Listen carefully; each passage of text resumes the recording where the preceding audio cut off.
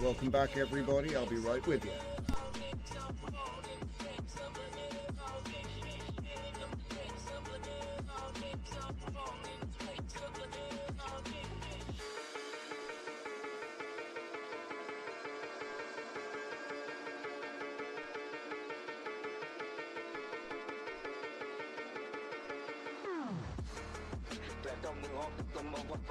I'm on the top of my tongue, a lot of that up in yo. Can't turn up my brother, my balance, somebody tongue. I'm on the dash, I was like, I won't come up my words.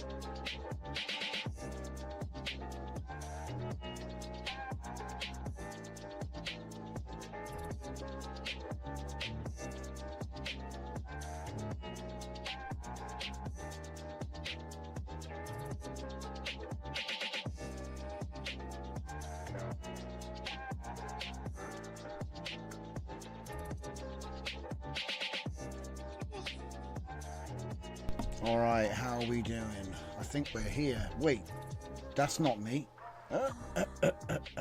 Well, it's me, but the cat's dreaming. I need to wake it up. Yo, El Gato. Hey, we're back in business.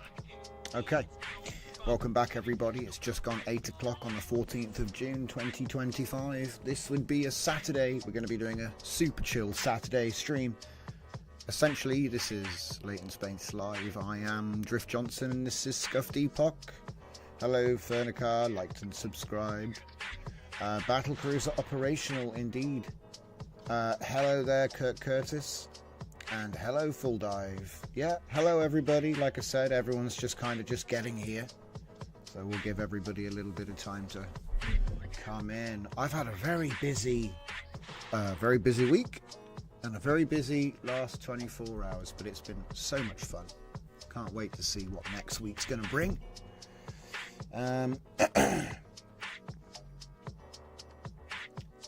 Dragons oversharing in the chat as usual.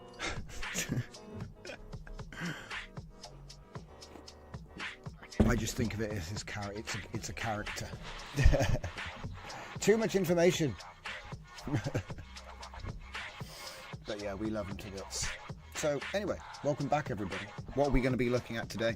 Something special. So we're going to require the use of several paints. I don't know, can we I wish we could make it start with a black screen forever, because it would be very useful. But what we're going to do is we're going to just give a quick rundown of a couple of things, just to front load what we're doing today. So super chill. Now, in the past, we used something called Ace Hollow. Okay, it was a system prompt that I spent a lot of time on, and this was a file system. That's a holographic file system. So you have all these files, and it would simulate a Unix file system to organize the crazy output that you would get from adaptive capacity elicitation. Adaptive because it's deep thinking. Capacity, again, adaptive capacity. So it's going to drill down into the depth of the weights and let stuff emerge. And then elicitation because of the prompting style. So never can we, always we can. We've covered this. Okay. When the deep thinking LLMs came along, we ended up with chain of thought models, chain of thought plus IDE. Okay, so VS Code, Cursor, Windsurf, Klein, you know, all that stuff. So chain of thought is thinking models. Now ACE mimicked human cognition by forcing the model to think harder. For loops, yeah, it would do iterative loops, thousands of them. It would wait before figuring out its answer. It would use a scrapbook, and all of that got so big it had to be stored with holographic. But then we got the IDE, so it was just writing the files straight to the desktop. So that gives you holographic file system out the box with VS Code, so much better.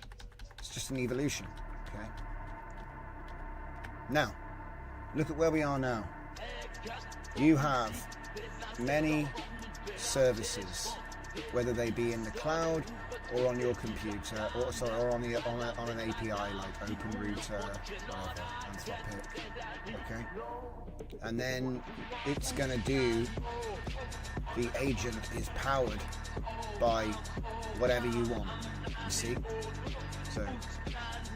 Anthropic, ChatGPT, Gemini, Olama, Quen, DeepSeek, whatever, you're doing a in-out with the tokens, and obviously we can do chained conversations, and that's really nice, and you know, you can kind of link them to each other, do like RAG stuff, there's all this cool stuff we can do, right? Flashbang. But the thing is that there's no real persistence, and there's been lots of different ways of doing it. So the first one I tried was, obviously, stick a database for memory. Okay, that was the first solution. Just SQLite, SQLite. Okay. Other people came along and they said, "Oh, you do it in the cloud for dollars." And other people did it with like a vector database. So that was a little bit better than my implementation.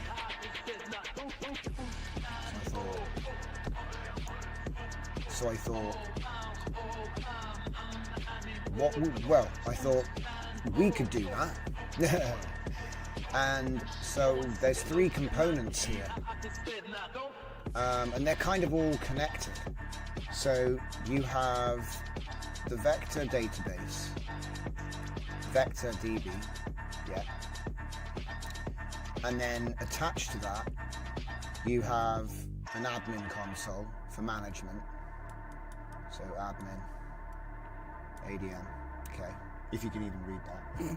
ADM, let's just call it AD, okay. And then on the other side, which is kind of like, actually like this, we have the MCP. MCP, yo. Yeah, you can't even read it. Let's see if we can do that better. See that. Okay. I wish my pen was working, guys. We're back on the $1 million paint. It's like two-way, really. Anyway, yeah, it's two-way. So, obviously this is a web front end. Right? So this is like your admin console, so you can issue API keys to MCP clients. This is running locally. So the weird thing about this is that if you're using a different provider, this is technically still available, and you can put it in your own private cloud. So you can have it local, or you can run it in your own private cloud. So it's a little bit better. It's a little bit better, you know? Of course, it's fully untested. I've literally been working on this as my Saturday project. And, but like I said, it's got three components. You have admin. You have admin. You have the server. Trying to write on the line with a trackball. In paint. Oof. You have admin, server, MCP.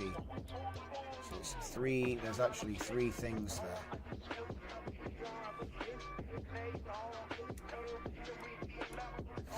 Okay.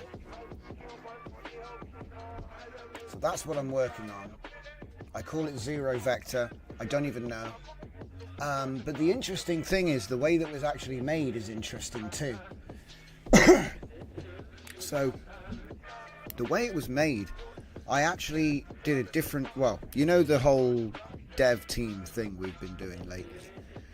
So what I did was I said, with Claude Chat, I said, do some research, deep research. I can show you that because that's actually in the chat. Let's have a look.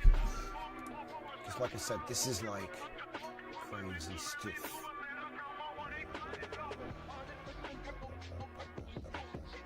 It's distracting me with things. Okay. Drift returns. No, it's chats I want. I want to look at that in a minute. There, this one. Okay. So, using deep research, we can design a fully working standalone vector database server using NPM and an admin management interface, React UI built on Electron with HTML5 and Tailwind font. Awesome. Cool, right? Write a document for the development team named vectorlogic.md, which will be used to build out the first fully working version externally. So we're playing a game where we're telling him that we're going to give it to a bunch of skilled humans to do the plan. Right? We can create the admin management UI in React with Node.js, HTML, and Tailwind, which is used to manage the profiles in the vector database and storing relationships. This vector database is intended for use by other apps through use of an API. The API can generate keys, store or retrieve memories written to the vector database. We aim to enable access to an AI LLM persona by making long-term memory storage both remote and model agnostic. So you can run it as a local server, or you can run it on your own private, whatever. Make it accessible online, that's up to you. He's asked me a few questions. I've said I like .product, but Cosine is pretty good too. He actually made them all available in the end. We will only be concerned with internal compatibility, as this resource will be built at runtime for purpose, not intended for sharing, shipping, or other forms of distribution. I'm talking about the actual embeddings, not the thing. We will need flexibility to enable model agnostic design. Yeah, it's Bob too, you got it. AI persona profiles which are identified with humans' names like Bob or Steve. So off he goes, and in 11 minutes, he did 433 sources. Insane. And so then we took this report. I'll just scan down there. So we took this report and basically plugged it straight into VS Code and said execute the plan defined inside this document, and then linked it. And then you just take your hands off. The thing that's important though about this style, I call this one-shot to 1.0, which is a little bit different than a one-shot code prompt. Because of the way this is a deep research, it contains a very complex thing here. And so you have to just kind of trust the process, let Claude take the wheel, because take a look at this file structure. Take a look at this file structure here. Look at that. So we have a server with a Node.js backend. We have an admin interface with an Electron React. Then we have a Docker file. We haven't got that far, by the way. We haven't got to the Docker file yet. It's like the last thing. But as you can see, the server production. Oh, by the way, any API keys, passwords, or anything like that you see tonight are either local, generated at build, or whatever. They're all completely useless. I made sure of it. So anything you see, like even email addresses and stuff like that, they're fake and made up for tonight's demo. But hey, maybe I'll miss something else. Stay vigilant. But yeah, like I said, you put in all of your API keys. Funny thing, this actually worked without that API key, so I'm a little suspicious that it's actually doing it. But anyway, so the most important thing about this process, oh yeah, make sure to use like higher port ranges and stuff when you get them. Be aware, because there's multiple servers and it'll try to put them all on port 3000. But this is the most important thing about this. When we actually look at the plan, right, you see how it's got a 1, 2, 3, 4, 5? This is actually going to end up being a much more comprehensive plan in the next stage, because what he'll do is he'll follow the plan, and then at the end, he'll make the plan for the next bit. It's quite funny what happens. But you'll end up with a checklist. And he actually said it was going to take a development team 4 months to do what we did in 4 hours. Interesting sidebar there. But what's going to happen is, in one prompt, he'll do that. And then he'll act like he's finished. You see, this is the thing that's really important about doing this. I call it one shot to 1.0 because it's actually breaking it down. You don't do anything. All you do is say, proceed with stage 2, proceed with stage 3, proceed with stage 4, proceed with stage 5. That's it. You know, because it'll turn into much more. I think I should. Well, we'll have a look in a minute. I'm going to pull up the machine that did the work and we'll have a look. But the point is that it'll do that part, and then it'll do this part, and it gets a bit difficult because when you get to the admin interface, it's like you've got the server running and everything is working on that side, so the API is up and everything else. But then when you get to the admin interface, it's like, oh, you know, you've got all of these different bugs you have to squash, and basically you can't get into the weeds. You've got to just let it build and move on to the next thing, because it's kind of like it's baked you a cake in 5 slices, and you kind of have to, I can show you in more detail in a bit, but I just want to get this at the beginning of the show so, you know, people get this. So it's like you let it go through with constructing the scaffold all the way to the end. And it's at that point that you actually go and like do the npm install if it hasn't already, because sometimes it will do it as a point of like its own process. This will be much better when we actually see what happened when we went to VS Code. But like I said, the concept is step one is you do deep research to produce a development document, which is, we tell him, oh, we're giving it to the development team, here's the name of the file, so we're just researching, right? We're just a research team, we're the research group, we write a report, it contains a buttload of code, it's a complete architecture with a full tech stack, everything's here. Like, some of the numbers might be out of date, but that's just the way it is with vibe coding, okay? It will work once it's all put together. But what happens is, if you get into the weeds with trying to like, oh, I'm going to make sure I test every single thing, it'll go off on a tangent and it will completely forget about all the rest. And so it'll literally say, I've finished, and then you'll go proceed to stage 2. Proceed, and it'll go, oh yeah, because he actually does remember, oh yeah, there's a stage 2 with a bunch of other stuff that I'm doing next, because it's like a sequential, it's all one sequential process. And if you start saying stuff like, oh, give it dark mode, I need to test this, I need to test that, it kind of goes off on a tangent away from the main mission, and then you might even completely forget the main mission. So this is what I recommend. We're going to look at it in more detail in a minute, but as a little sort of like palate cleanser, I'm going to introduce you to something else, which is a quick aside, but it's actually super powerful. I put a big tweet out about it today. So this one, we're going to come back to this, by the way. We're going to remote out into the laptop. I've got one other project which is actually out, and I wanted to show you guys. So let's just see if we can find that. Okay, so it's called SVG Unmask. Now, a good friend sent me a paper, and it's an abstract. Okay, we're going to take a look at it. Let me see, I think it's called SVG peeling, layer peeling. SVG peeling.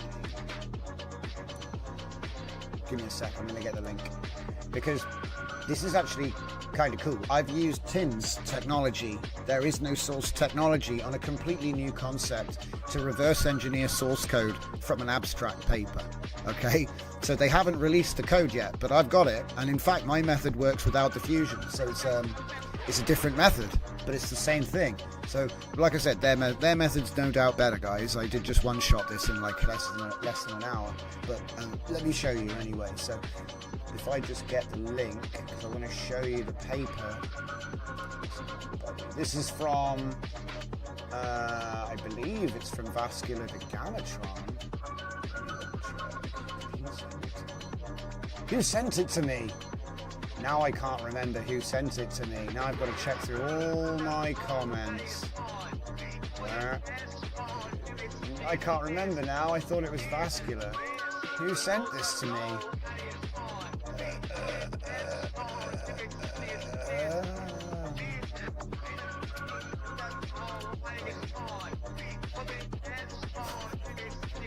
Did I just go past the link or something?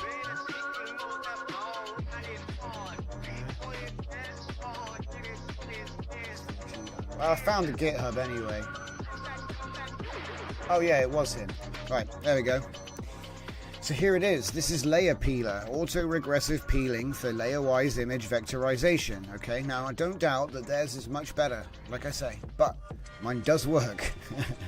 And so what I did was I took this image and I asked Claude to describe it. I said, describe this diagram, and put that in an MD file. Then I copied this text, and then I said, describe this diagram. Just zoom in on it a bit. I said, describe this diagram, put it in an MD file, and then I copied this text. And what I did was I said, this text with this image, this text with this image, all right? I didn't include any of this stuff, right?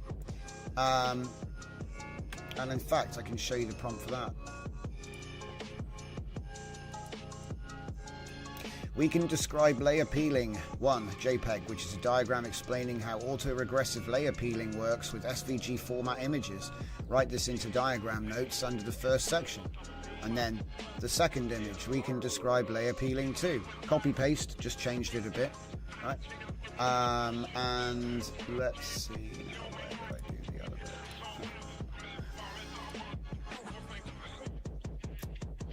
Standalone vector server, figurines, fawn apples. Don't do that, by the way, it's not a good idea.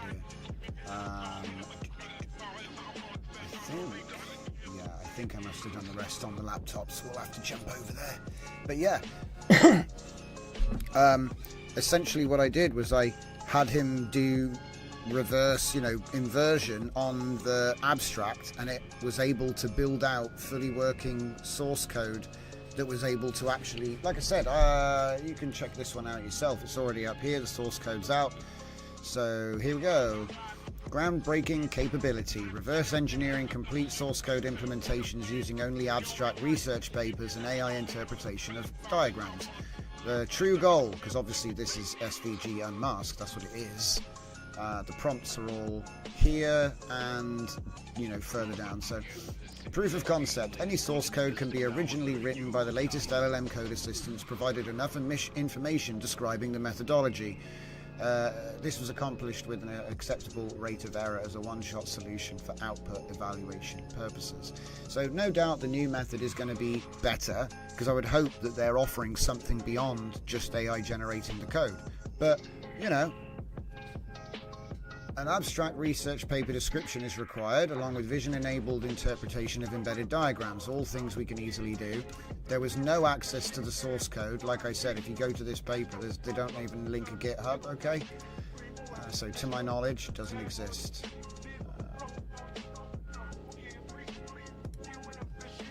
And then no prior knowledge of the algorithms. Now, we don't know that, because obviously if the repo in question was actually developed with AI, then that's why this works. So there could be like a false positive aspect to this, but you know what I mean? For the first attempt, I think it worked well. So here's the original prompt. I have provided descriptive information, diagram notes, for each diagram, diagram 1, diagram 2, as they are presented in the original paper as embedded JPEG, which you cannot see. So I didn't give him the images, I gave him the MD files, as I just said. Read the abstract.md, which is the text, which explains a novel method for SVG layer peeling, which aims to deconstruct SVG images by stripping layers away iteratively. We can understand the principle explained in the abstract, and then using only that information, we can reconstruct a novel approach based on the concepts detailed here to build towards a fully working version that escapes the need for a stable diffusion model. Because if you actually read in here, he actually says la la la la la, and then at the end these prompts are encoded through text and image encoders, noise vector, image then fed into LoRa fine-tuned diffusion model. So this actually needs GPU and a bunch of cool AI stuff as well. So this is going to be much better, no doubt. But the underlying principles it has somehow extracted without the thing. So I said I don't have any of that stuff. So let's just not do it.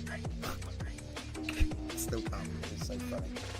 Anyway, preferring to only manipulate and edit SVG files or rasterized versions of SVG files by way of removing layers as described.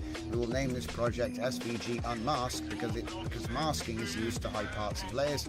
Unmask is the logical and elegant opposite. So we used Claude Code and Claude Sonnet 4 with VS Code IDE, Klein extension. And here's the complete architecture. It has an auto-regressive layer peeling algorithm with geometric occlusion detection, semantic element, blah blah blah blah blah. Let's just show you the demo because it has one. It's on GitHub pages. So, like I said, it's not. I just used a SVG that it generated, but that's the end. And that's the beginning. So if we step through, we actually have 20 steps in the final version, but as you can see, as we go through each step, it's removing things in order. Now, I doubt it's going to work with like really complicated things, but even all of the demos on their stuff didn't show complexity even at this level. Most of it was like little icons and things. yeah, anyway, like I say, it's I think if you actually had 20 steps, it would, you know, it's only got 13, so it can only remove 30. It's basically removing one element. It's removing the top element each step. That's all it's doing. So like I say, it took the concept and it just made it, right? Now, I know that I could use this for image to image. Like, I could, for example, do image to image on each of these layers and make an animation, which is kind of the same thing, but without needing any special stuff. So, like I said, I'd be interested to see if this applies to other papers. Oh, and interestingly as well, this isn't stealing other people's code, because we don't have any. I've never seen it. We don't have it.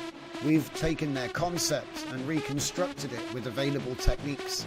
That's completely different. But like I say, the more they describe what they're doing, the closer what you're doing will get to it. But I even showed you, you can just say, oh, don't do the diffusion part, do it, just do everything else and see what happens. And the funny thing is, you actually get quite close. Like I said, I mean, here it is, they're removing the layers from the parrot. That's what mine does. Like I said, could it be better? Yes, but I like to do proof of concepts. So like I said, that's what it was, and that's what it is, guys. Like I said, I was doing this one at lunch. I did this one at lunch. But the real project is right here. So let's take a look at that. Yeah, it's very true. Fernicar has a good point there, which is basically why the papers are published, to someone who can implement it. That's true. I mean, I will say that it would have been a lot easier if I had some code to work with, though. The thing is, a lot of this stuff is proprietary. I think Vascular sent it in because it was like SVG related, and I love that stuff. Mm-hmm. So here we go. Let me in. So this would be, I don't use the Edge browser. Okay, here we are, Zero Vector.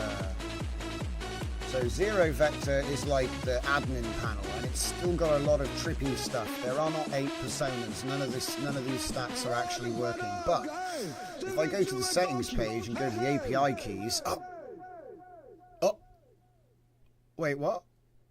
Why is my API keys gone? Scratch his head. Alright, well, I guess we'll make a new one. Like I said, it won't matter. So I'm going to call it MCP. Yeah. And I'll copy that.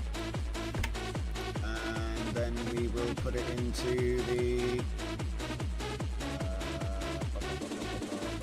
got to put it in the ENV in the MCP. There, save that, okay, and then go back to the MCP. Okay, and I'll say I have regenerated a new API key. We can resume testing. Now if I go up to my MCP section, you can see that the Zero Vector MCP is working. Do we have Zoom? Whoa, oh my god, we got Zoom, but only like in the window. That's going to be a bit weird. Alright, well, it works. So, as you can see, Zero Vector, it has 19 tools. So this is why this is a little bit mega. Because, like, I've basically one-shotted it to completion. This is the crazy thing about it. Normally you have to, like, add in loads of bits and pieces, but the way we've done it, it's just complete. And now it's like, does it actually work, though?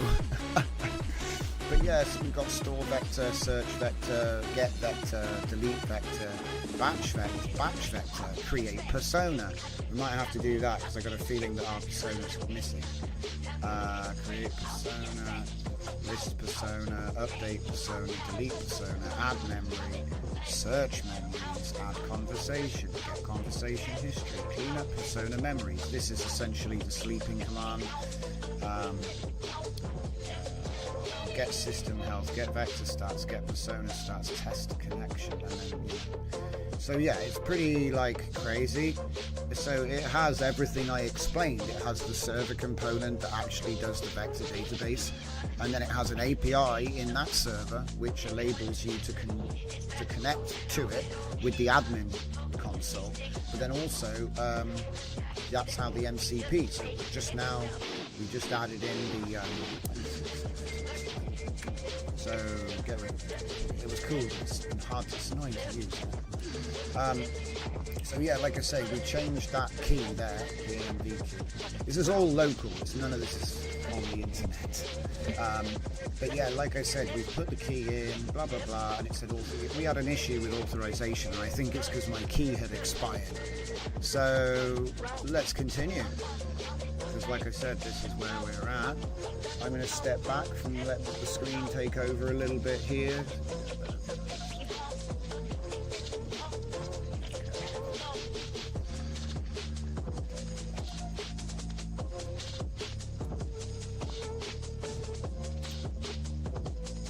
So he says, perfect, I can see you've added a new key. So this is an API key that allows my MCP to talk to the memories API, which is running locally at the moment. But the advantage of doing it like that is you could actually have your memory server running on a machine, and then you could access it remotely. You see what I mean? Anyway, and it's free if it works. So right now, test list personas. That was our original goal. Oh yeah, by the way, does it even have personas?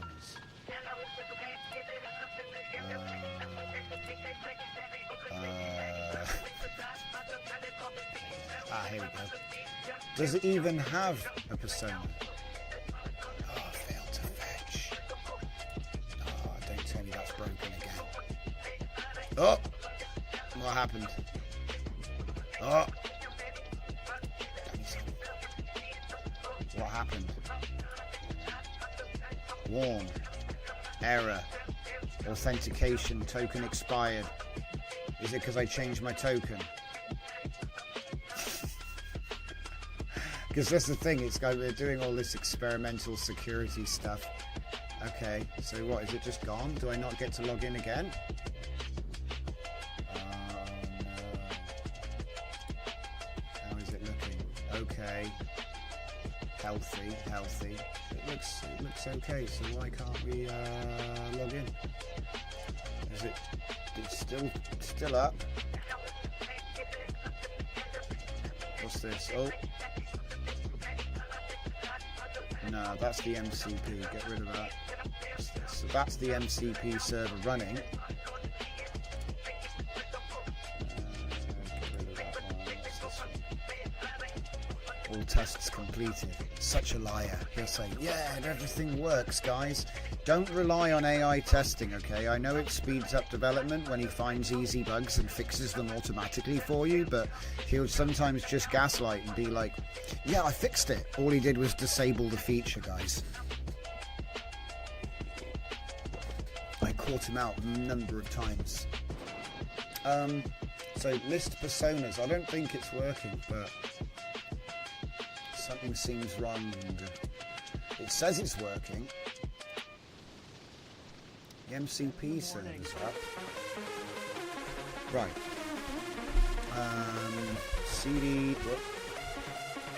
CD space admin interface. Yeah, npm star door. And this one's got like a fake username and password as well.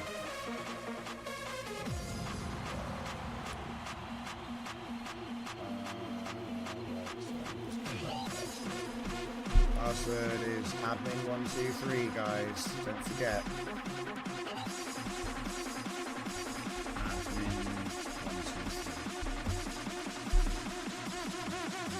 So what's happened here? Look. Oh yeah, that's normal. That's normal. But I could have sworn we fixed that already.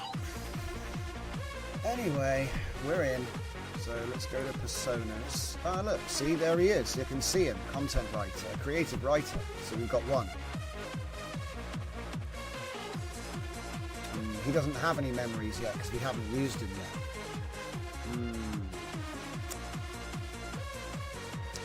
Creative writing. This is just one of the defaults. So he's there.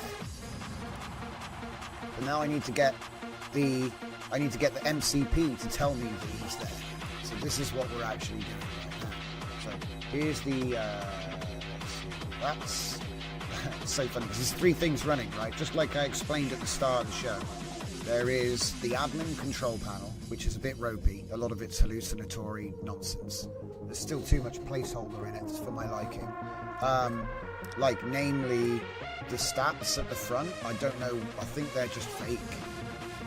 I was like, could you like make these work or something? And he said, yeah, sure, boss. And so he says they're working. It's not true. These are fake. Because, you come here, there's only one. But it does say 1 and 1. So that is correct. I know I've come in and fixed that. And then when you go into the vectors, it can't count them, and you can't read them, but it is showing something. It's showing 8 vectors, apparently. Could be fake. At this point, it's early in development, right? But you have all of your import, output, import, export stuff. Let's see if the API... Let's see if the API key page is broken again.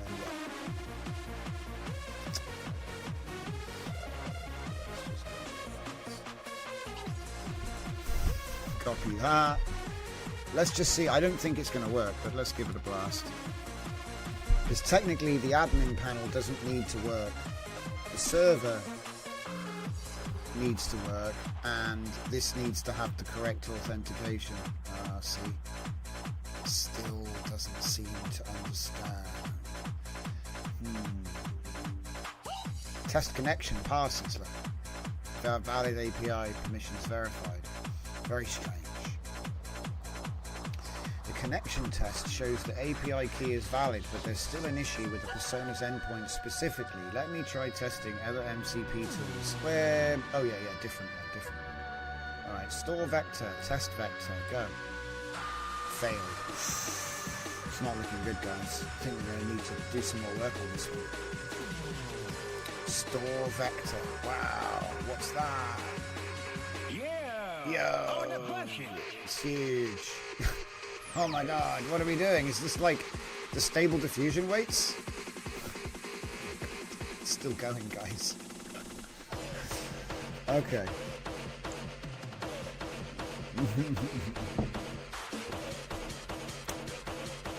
So anyway, while we wait for it to mess about, I thought it would be fun to record a bit more game footage. But we're going to wait a little bit. Because that's not what we're really about here. I just want to train a couple of video models. So yeah. But maybe that'll come later if I have enough time. Zanelli Design says, when I was testing Cursor a while back, I would ask it to fix a feature so often fix would just be remove the feature. And Infernicar says, AI learned passive-aggressive behavior. Yep. The funny thing, look, it's still writing it. Oh my god, did it just write 1536 dimensions? I think it did. It's going to say no. What a waste of time. I love research and development. It's so much fun. So what's this now?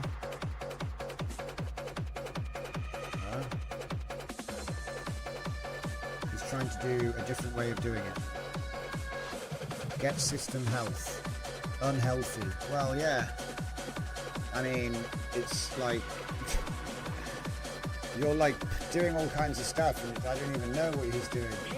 See, authorization test. I think we should actually investigate. I'm going to say many tests are failing due to the API key, due to the authorization token.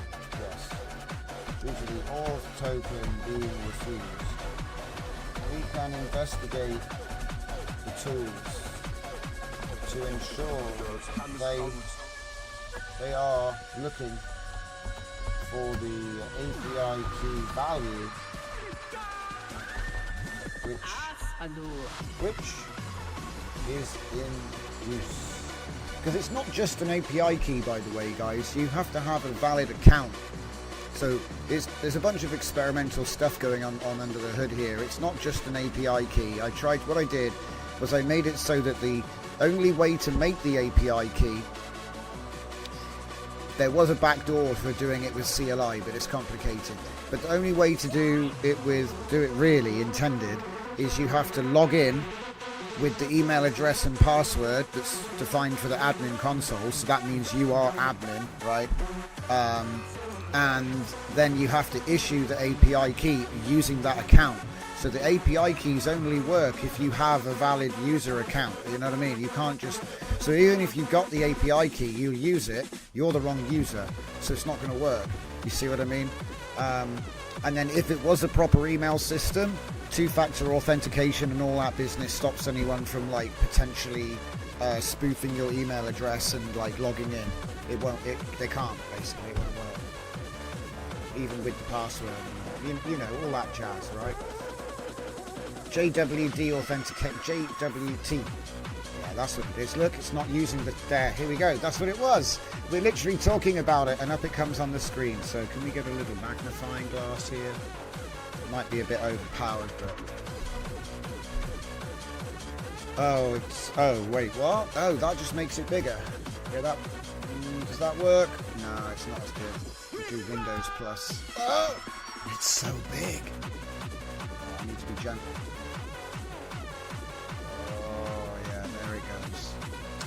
A little bit more. For some reason it's made the screen go off the edge, where I think the edge is not the edge.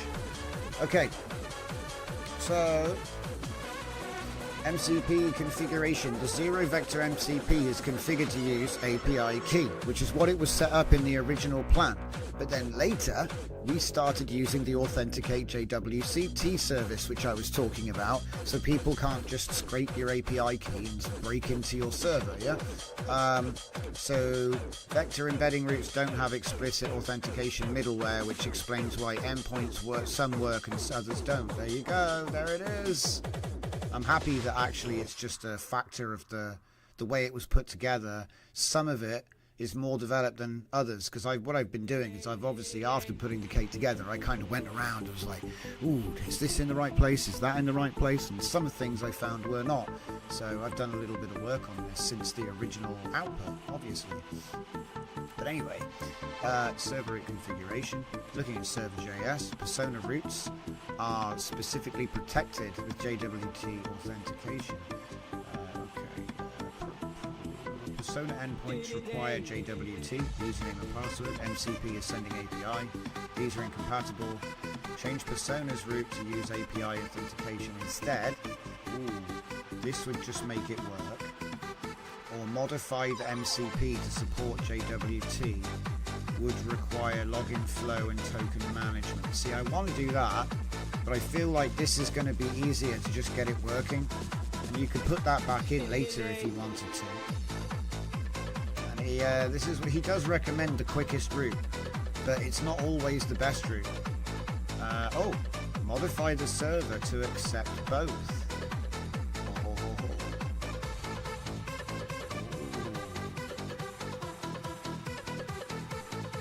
We should choose option 3, shouldn't we? Oh, calm down.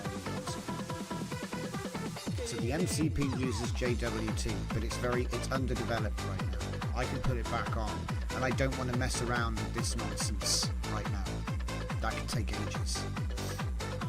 Adding in both involves that, so yeah, this is definitely the quickest way. So, yeah, look, change line from this to this, done. I think we're going to do that. Change one line of code for the fix. I'll say...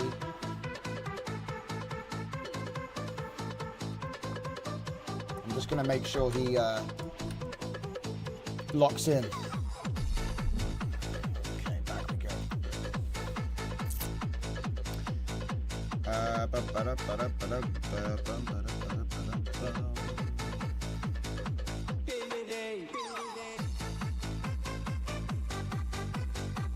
So what's he going to do? He's going to do authenticate to API. So we're going to go from JWT service to API key. Essentially, we're going to remove that stuff that I was talking about because it's more simpler to do.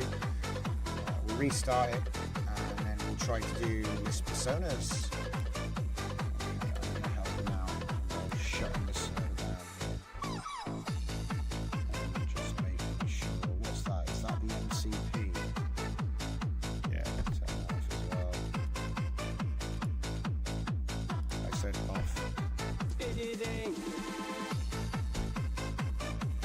Uh-oh. Oh no, I'm cancelling. He's trying to turn it on and I'm turning it off. I'm like, Control C. He's like, hey, I'm trying to start the server. I've already finished. Sorry, mate. Sorry. My bad. I was stepping on his toes. I try not to. You can really mess everything up by doing that, by the way. Normally I don't touch it when he's on act mode. I forgot that I put him onto act already. Dum. I thought he was in planning mode. Anyway. So, list personas. So basically it's done the thing, right? So let's see. Is it still broken? Get a warning. It says invalid. I wonder if I can get him to generate me a new... Oh no, look, there you go, valid API key. So what gives, Claude? What gives? Why is the thing being refused? So hang on. Connection test shows API valid, but persona endpoints fail. This might be due to the persona's root or the authentication middleware. Let me check the logs and try a vector operation. Failed. Invalid time value. I think that's some other problem. Oh no! We've run out of money! Damn thing's cooked again. 2 seconds, everybody. We'll just go juice the goose. Juice the goose. Boom. Okay.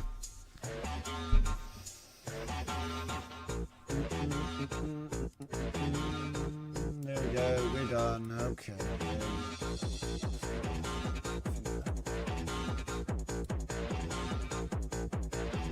Man, is it nearly coffee time already? Alright, I'll need a refill in a minute. So yeah, look at that. So it generated a test vector. What the hell?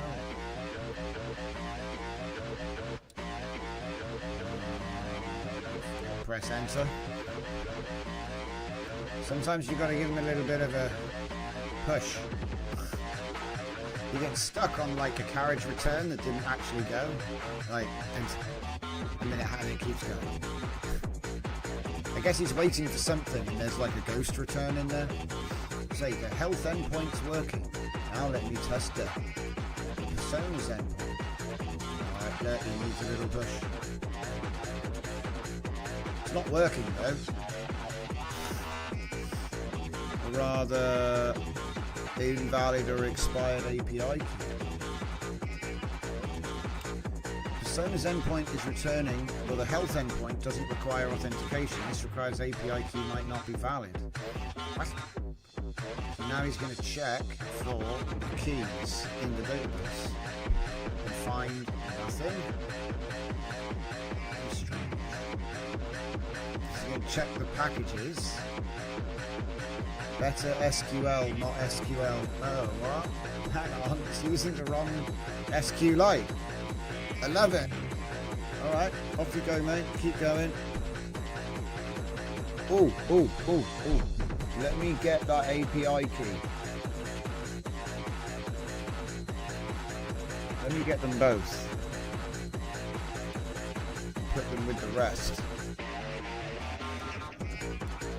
They look a bit weird though. I think these aren't like... That's the hash. So I guess this is the key? I don't know. But I'm making a note of them anyway, just in case. It's not the hash. I don't know. I'm just trying to be helpful to myself later. I don't know if they're actually, because like I said, it just spits out new database and then drops the database, and you know what I mean, they're all changed again. So okay, give him a little push. No, it's not that. So what's he stuck on? He goes, I can see he wants to execute this command. Do I have to do that for him now because he can't? It looked like he did it.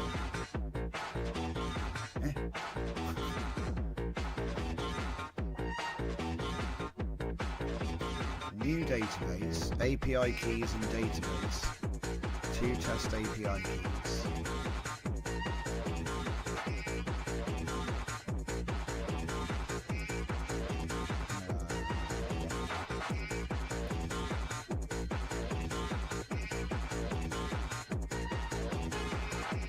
He's just stuck. I think he's just gotten stuck. Hold up.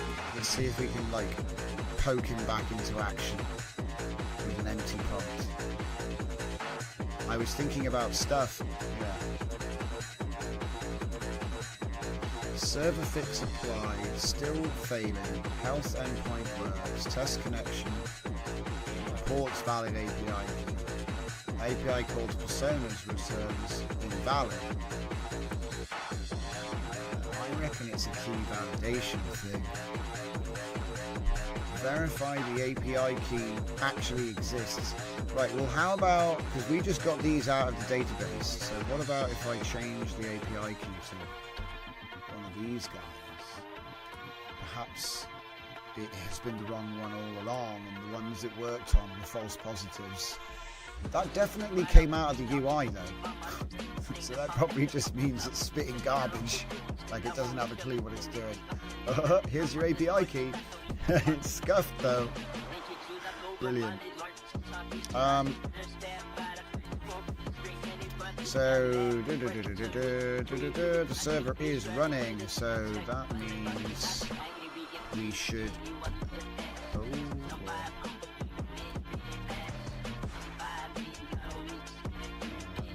Do I actually have a MCP place?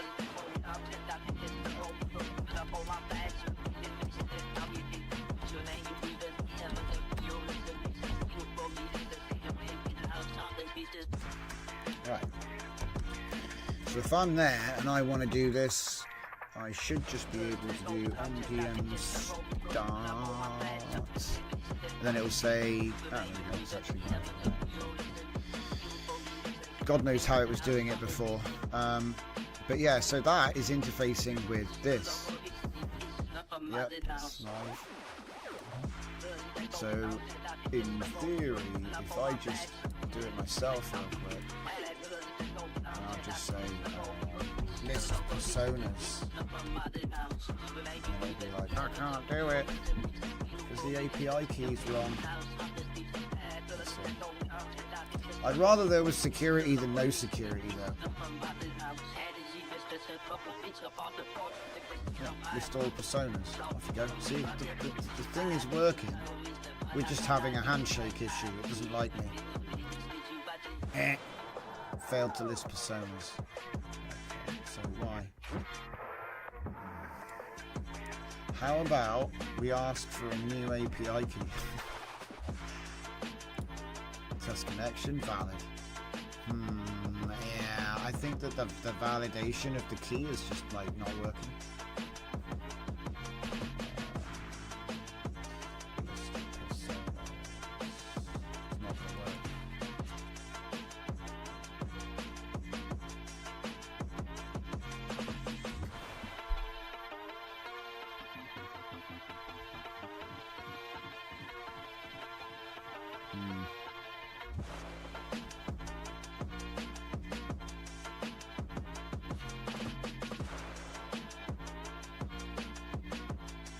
The advanced authentication, I think.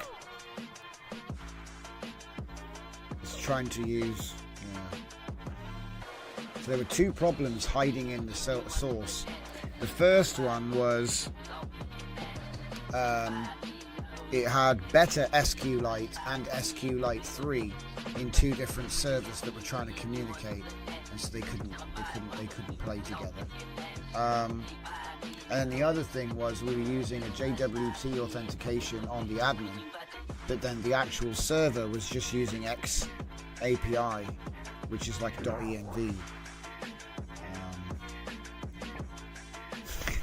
It's kind of funny. So auth register, admin example, admin. Oh my God, is it trying to make a whole new user? Guys, slow down. Make a test user, guy.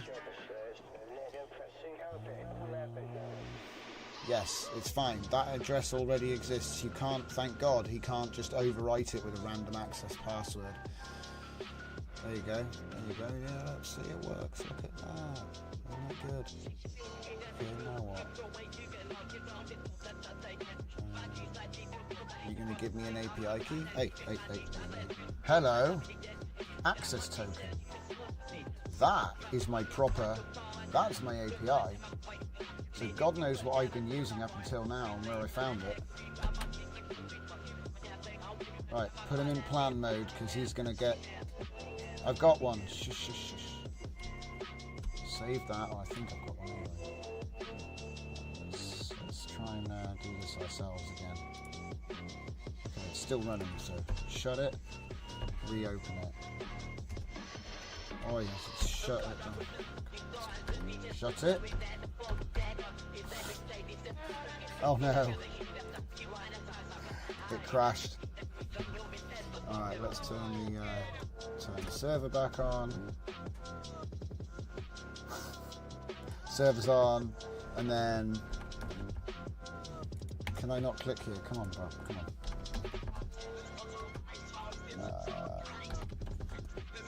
CD space 0-MCP, and then come in and start here as well. Okay, it's up, it's got all the tools. So now what? Zero vector, doodly. So now I just need to go to do list personas again. List personas. Should have the right API key now. I can only hope.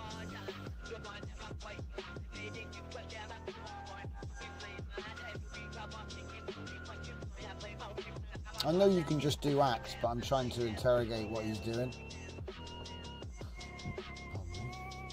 So the zero vector API key in the ENV appears to be a JWT. Here we go again. It's getting confused about which one it needs.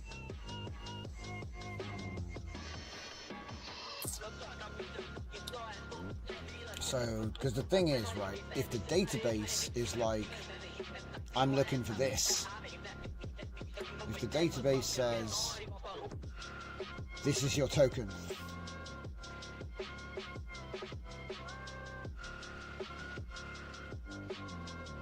so if that's the JWT token. Okay. How about we do something else? What about we can use the JWT token to generate a new API key so we can be sure that the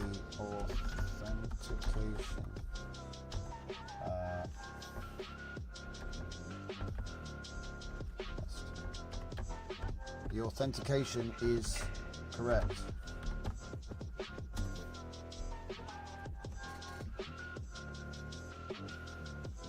Like what?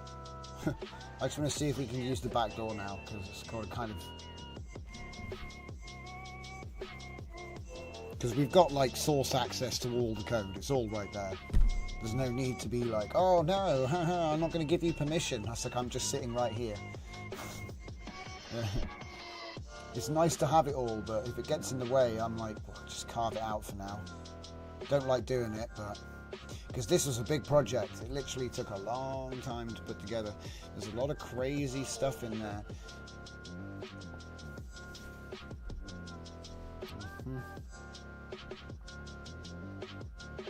Yeah, you go for it, mate. It's not going to work. I just got a funny feeling it's just not going to work. It's too squirrely.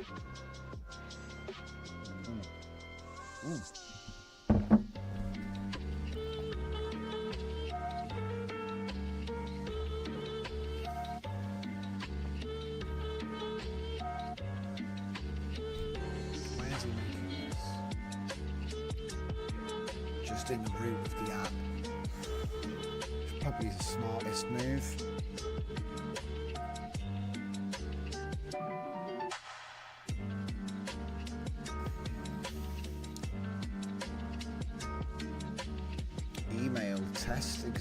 Example.com. Test password 123.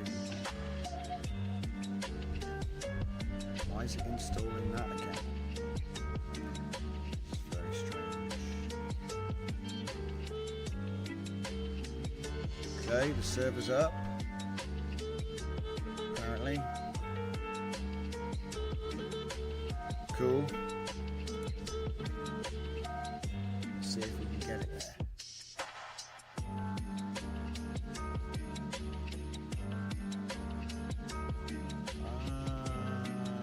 The server is running on 3000. Yeah, that's correct. Yeah.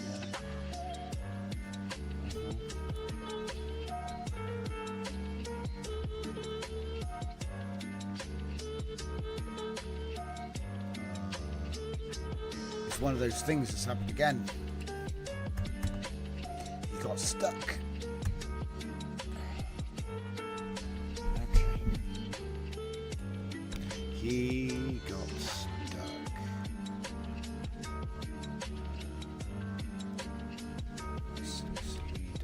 Yeah, I know. He's not asked me. There's no pop-up. Did you know? Did you know that something's been running for a while? Yeah, thanks, buddy.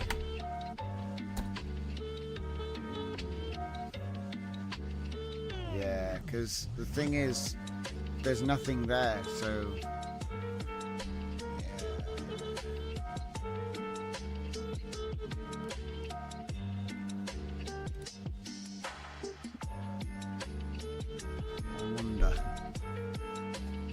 Doesn't work because the script's in a folder where there isn't anything. But he says it's done now. It's great. Look, he's done it. He's done it. Congratulations, everyone. Problem's fixed.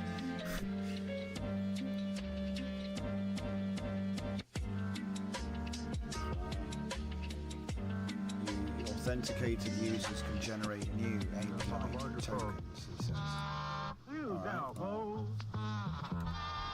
Oh, this is the wrong computer. Whoop. Right.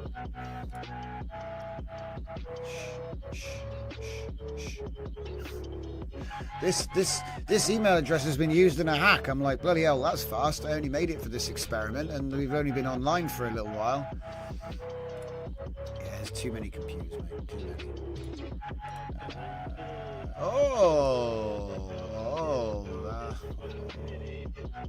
Can you see it? Can't even see it. It's been making stuff though. We've got a new vector. Seems like that's the API key in plain text. No personas. Let's make a new one called Creative Writer 2.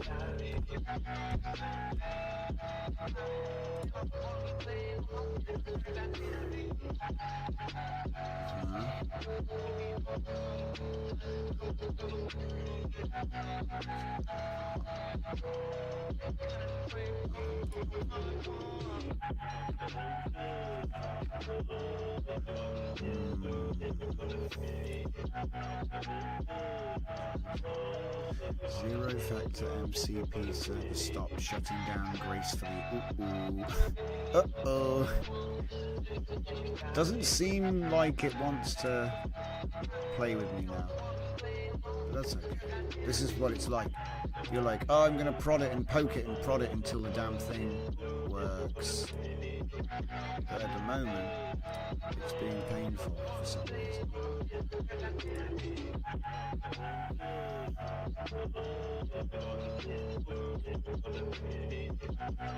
It says it's working. Run the test script. Test script's trash. Okay. The test script is useless. It's not even in the correct location and fails. I don't even know why he even tries. I don't even know why he even tries, guys. You like write these test scripts and then run them and they don't run, and you'll say, oh yeah, it's the best. This is why I'm like, don't bother with like the automatic line testing. It's not worth it. I think you can still need a human. Until they make it better, you need a human to sit there and go, no, that actually doesn't run. Because a lot of the time he says, yeah, it's all fixed. And so if you just move on to the next thing, you've just got a can of worms. That's all you got. Are you trying to verify? This is what are you trying to do? I'm just going to say... we are trying... What was it? No, we're not trying. We will issue a new API key to test the API, to test the MCB ability to list personas, of which there should be one. I might just do it again and just have you have one persona. Don't do multi-personas. That's what I'm learning. If I'd just done one persona, I probably would be finished by now. But because you've got that whole extra persona ID thing, it's all going to be in like this, because there's multiple databases. And technically a vector database isn't what you know what I mean? It's like,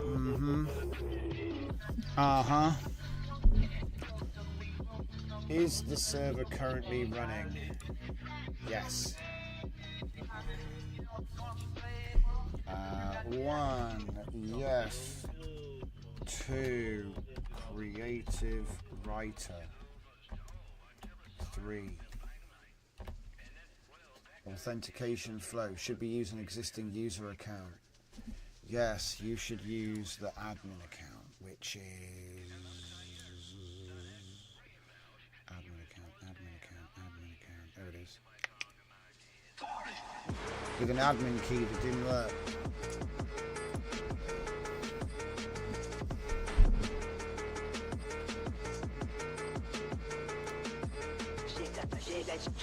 Creative Writer was the name of the test agent. Apparently it's in here.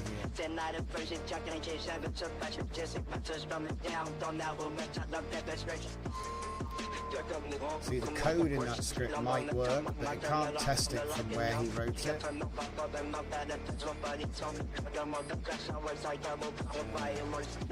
kind of like...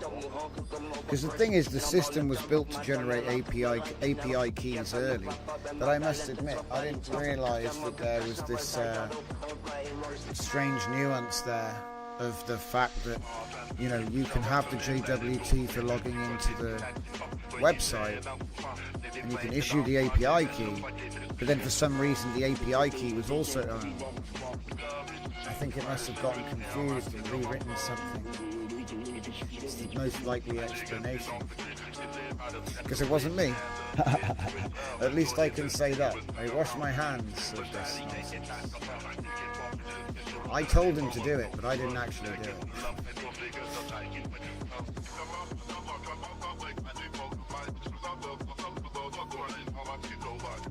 He just generated another ad. And there you go.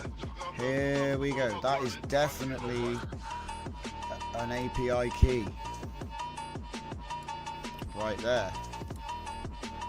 And guess what? It looks much more...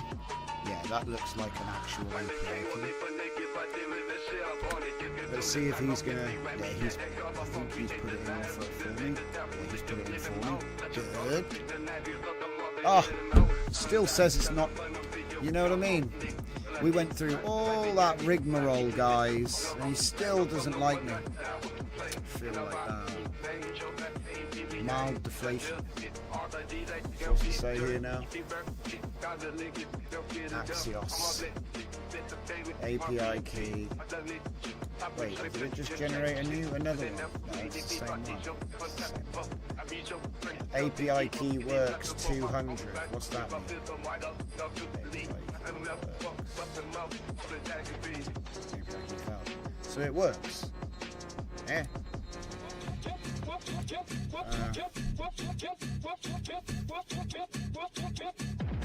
so confused about this.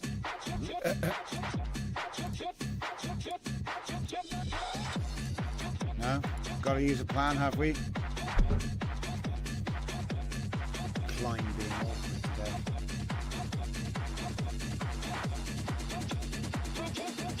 Successfully logged. We've got the new API key. We showed it works, but it still doesn't work though. Restart the server. Restart the server. Right. Okay. Fair. Fair. Can't really argue with that. Okay, so we restarted that. Restart that.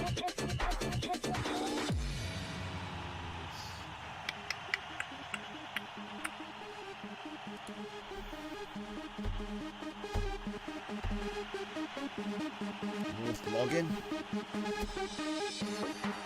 No.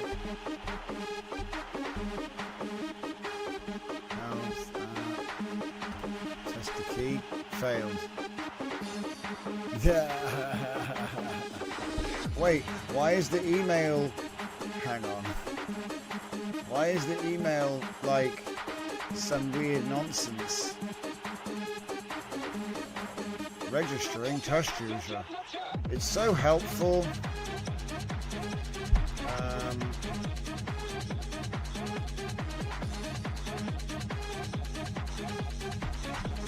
So weird. API key works, but no, it doesn't. I feel like I should have actually, when when it said, do you want to do both? I think I should have just done both. I think that was the way out of it. So it's told me exactly what they are.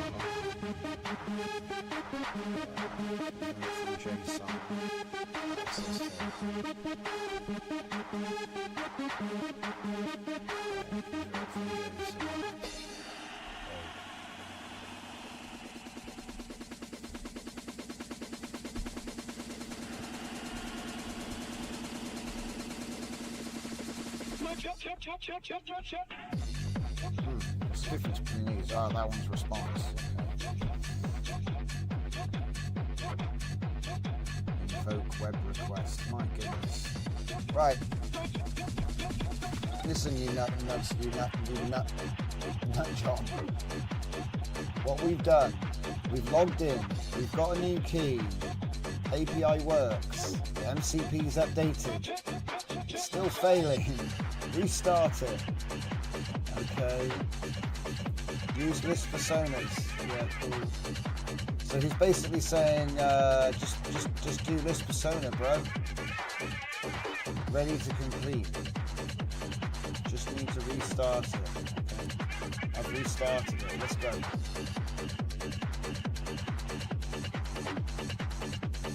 List. Go. Failed. I'm getting used to seeing that now.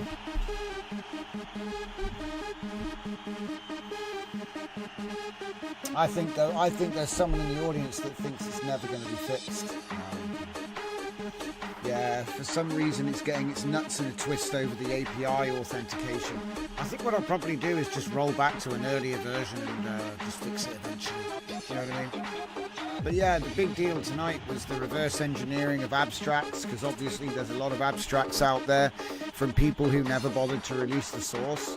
Yeah, bad seed, guys. I think we finally got a bad seed. I mean, to be fair, it managed to do all of this without ever hitting some problems. So maybe we just got to the end of the tether.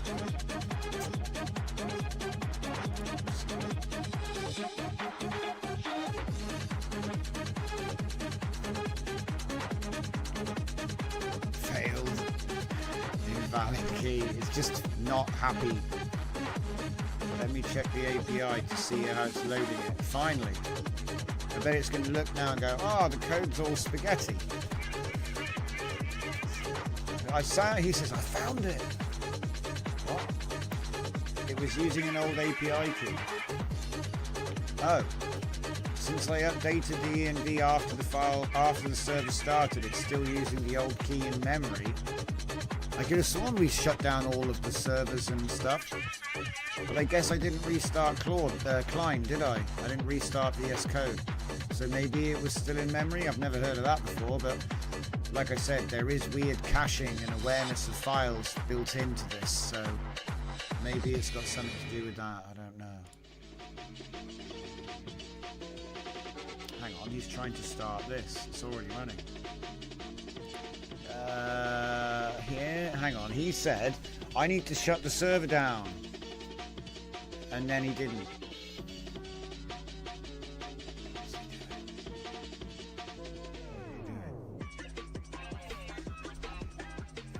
Has he lost the plot?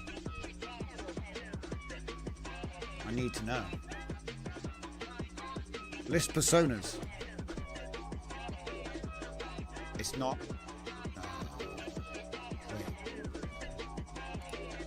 Server's running. MCP's up. Verifier. Persona failed. Invalid or expired key. Oh man, it's been like a good half hour of this. Easy.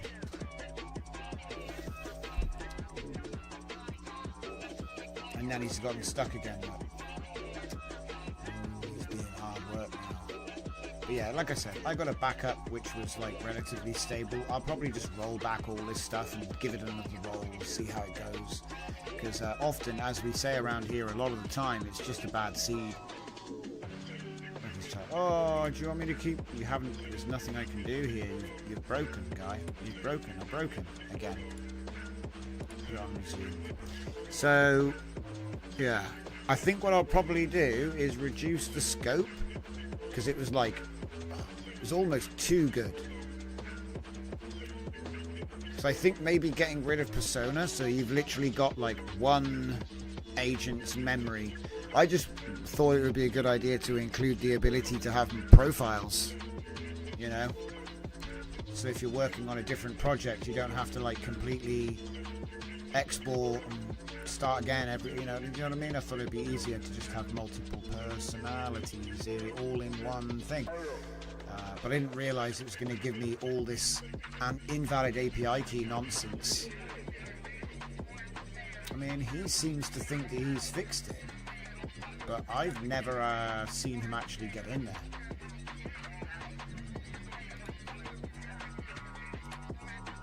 And also, this thing doesn't seem to work anymore either.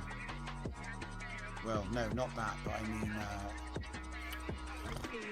I mean the ability to see the agent there, like that. That did work before. So, has he got stuck again?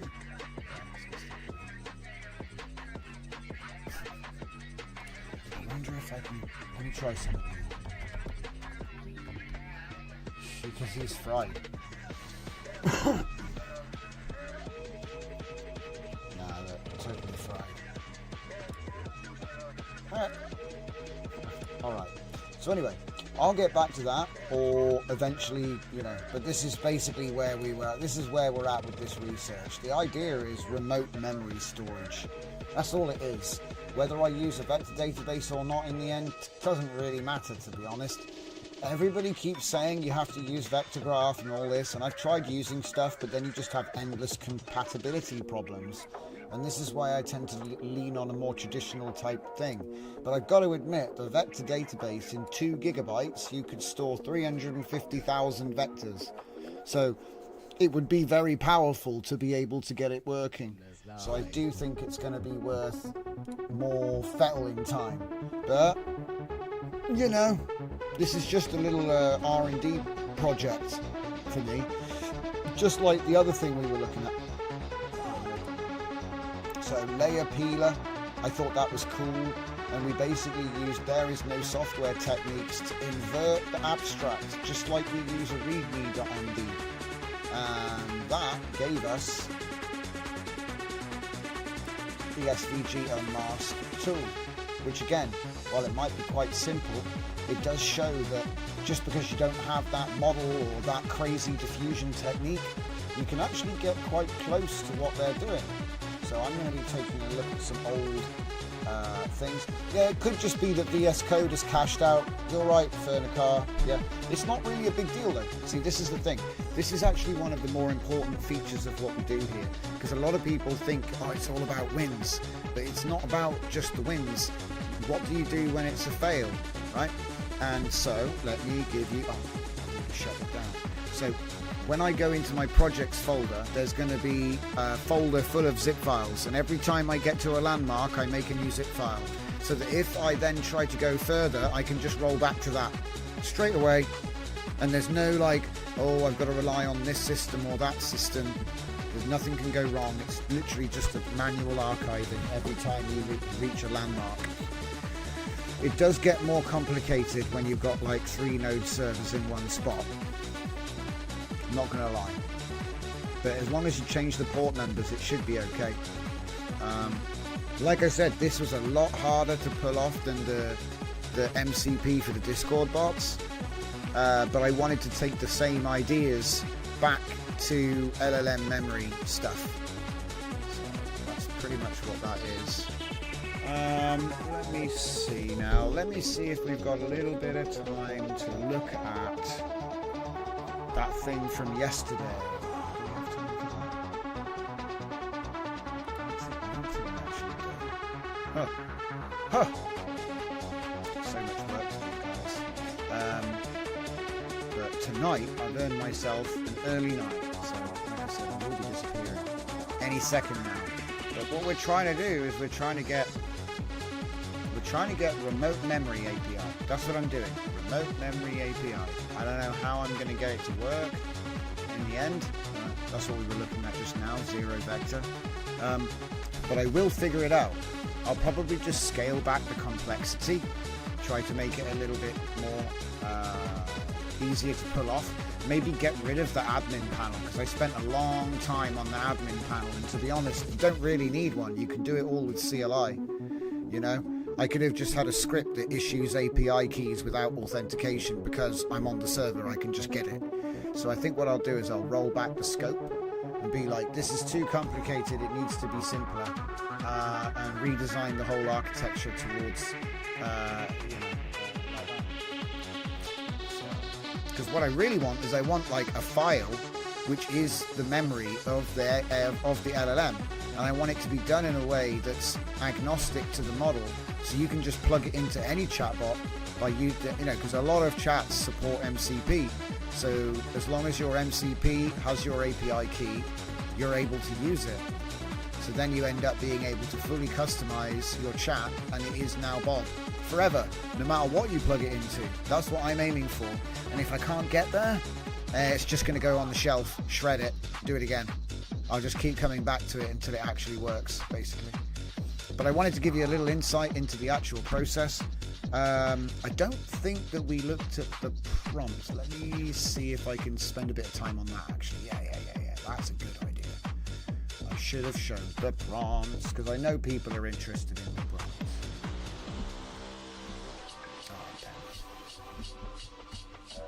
So many passwords. Right, so open this, and then open this, and then, oh boy, look at this. The history of chain. Where's the big one? $7.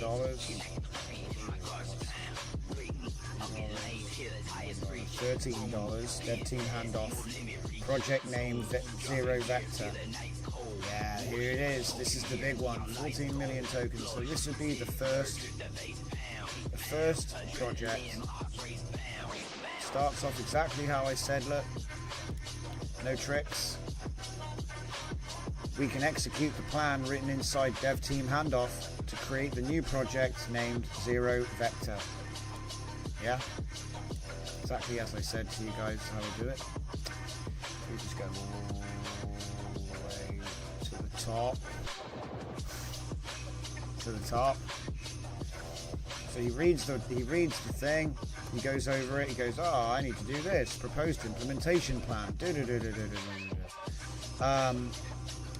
and he asks me some questions, and then he starts building it out, detailed implementation plan. He goes ahead and builds it out. So then we have our vector storage engine, our similarity search algorithm, our express server foundation configuration, 2 gigabytes. See, look, SQLite 3. I wonder where it got the idea to put better SQL in. That was a real wrench. Everything was working fine until I made the admin panel. It's kind of funny. If I decided to make the MCP server first, I've got backups, so I can just go back and just continue from there. It's like save scumming in a JRPG sometimes. It really is. So anyway, authentication. The JWT token came in from the very start for the admin interface. See, what I might do is I might just change it and be like, we don't need admin protect, we don't need authentication, because you're running it on your computer. I'll just say, oh, we're not going to be running it over the internet. Stop putting bloody passwords on everything.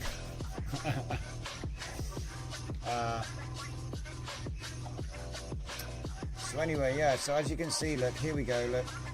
He started saying though rough build a lot as well, which is interesting. He keeps saying though rough build. But yeah, phase 3, phase 4, phase 5, phase 6. The interesting thing I noticed about this is he didn't even build the web interface until last. So he built everything and then he does the UI. And that's interesting because a lot of the projects that I've built, I've always said in the prompt, you know, build the React UI in HTML5 and then make all the functions. And I think the funny thing is, you need to do it the other way around. So make all the functions, then make the web, then make the HTML interface, because it's kind of like if you make an HTML interface, we've done it the other way around thousands of times. If we go into Python, we make a script in Python, and then we tell it we want an HTML to run the Python. Obviously, that's a bad example. I'm just trying to give you a clear idea. It's going to make the website from the hooks that are in the working Python script. Whereas if you do it the other way around, he's going to make the HTML and then he's going to make the Python and go, oh, it doesn't hook up. And then you have to do a third step of making it hook up. Right? So what I'm seeing here is like the same thing. If you design you've got to design the interface as like second to last. So like you do all of the code stuff first, and then you do exactly. Yeah, you're right. It's inverse spittoon all over again. Yeah, you have to do it backwards. If you do it backwards, it actually works better. So like, you explain what you want, let him write the code, check that the code works, and then make the UI. And then because it all exists, the UI is just made to match the code that works. You know? So then you don't have to go in and be like, why is it all placeholder?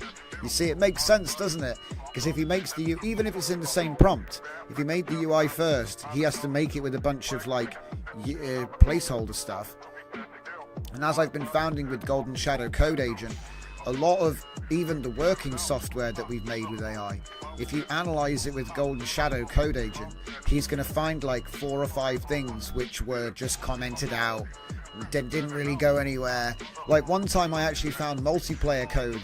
So there was multiplayer code inside my tic-tac-toe or my Pong game, and I never put it there, but the AI put it there and then just commented it out. So it's like, you know, there's like dead code that you can resurrect in AI apps. It's just sitting there, which is interesting.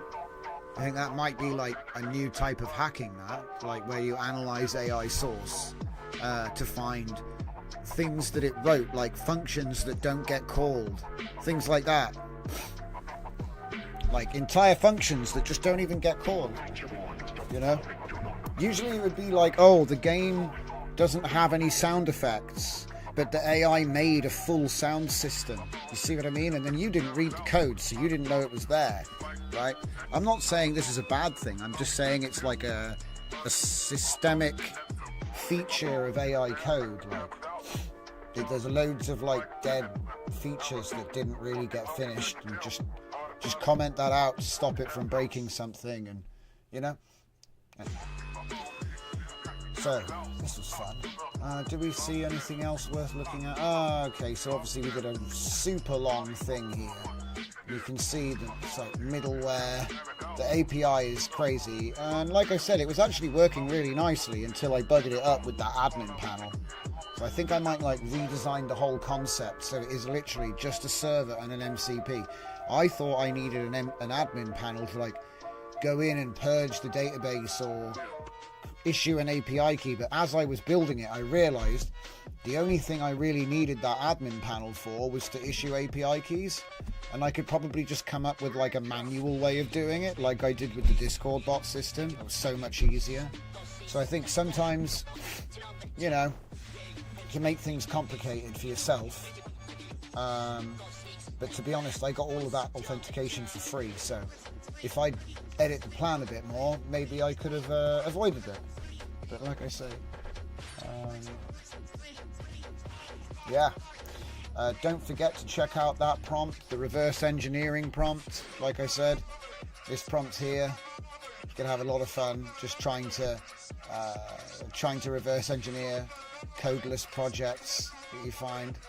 I do recommend distilling or describing the diagrams with like Gemini or Claude or whatever LLM it is that you like first. But I was actually quite surprised that it worked, because it shouldn't have worked. And again, like I said, this project that we were looking at today, it's so ambitious it doesn't deserve to work. Like, and I'm not being light about that. Like, it was a fully cloud-based remote memory storage for any LLM, and you could just take it with you using the MCP system. And the funny thing is, it almost worked. I think that maybe if I had just not reached quite as far, I think I just went a little bit beyond what it can do this time around. Like I said, the admin interface turned into its own beast, because you have the zero vector itself with the server in there. And like I said, I built the order it went in was it built the server, then it built the MCP, but then it fell short of testing it and getting the API key and stuff, because it needed the admin panel to actually get the key, to issue the key. And so by the time I'd gotten that far and gotten the key and put it in the ENV, I did too much work here. And this is why I said so much at the beginning when I said let it stick to the plan and then test it, because what I think I did was I started talking to him too much about the admin interface. He overdeveloped this like a lot. Like, it was trying to give me real-time vector graph visualizations, and I was like, don't do that. So I'd already told him not to do things, you know, because it had gone. So I think I overdeveloped one part of this before checking everything. So it's like, you know, I had to make the admin panel to get the key to test the MCP to make sure it was working, and it's like a big chicken and egg problem. So yeah, I think next time we'll still have an API key for talking to the memories, but no stupid control panel. I'll just literally make it plain text. Use the thing in plain text or something like that. Just make it super simple to get it working. Because like I said, the code was there. It does work. It does actually give you a valid key. But for whatever reason, the thing that was trying to use the key was expecting a different authentication method. Nightmare. What a nightmare. But yeah, like I said, narrative spittoon and there is no source led to SVG Unmask. I have no idea what it's going to do with a more complicated SVG, but I'm very happy with how this project came out, and with any luck we'll solve the memory problem. That's the next one, because I've been trying to solve LLM long-term memory for ages, and we did solve it, but it was clunky. You know, it worked, but it was clunky. I wanted to make it better, so I'm working towards LLM memories 2.0. I think we will get there. It's going to take a bit of effort. So then, I'm going to get off now. You guys should also enjoy your evenings and afternoons. We'll be back tomorrow. And we're going to be back tomorrow a little bit early because it is the Sunday show. So thank you all for joining me. And I'll see you all next time.